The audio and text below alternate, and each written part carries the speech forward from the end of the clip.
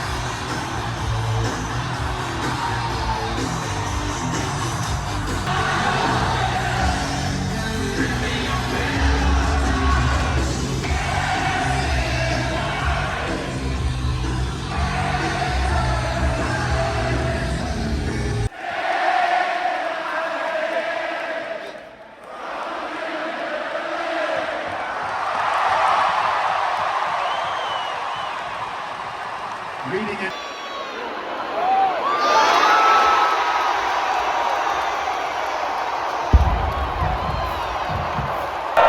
Quarter one is up, and I think the noise speaks for itself. 7-0 your score for Virginia Tech, and who would have guessed a good start to the Brent Pry era here at Lane Stadium. There were a couple question marks coming into this, right? You know, we were talking about whether or not Grant Wells could produce some good offense. Well, he certainly did. After the second play of the game, we intercepted the ball away from the Eagles. Virginia Tech marched down the field, led by, of course, Grant Wells, and then Jalen Holston ran the ball into the end zone and bulldozed his way to the first score of the game. And, of course, we finished with a field goal as well. So, stay tuned for a lot more action as we are midway through the second quarter now on Sons of Saturday.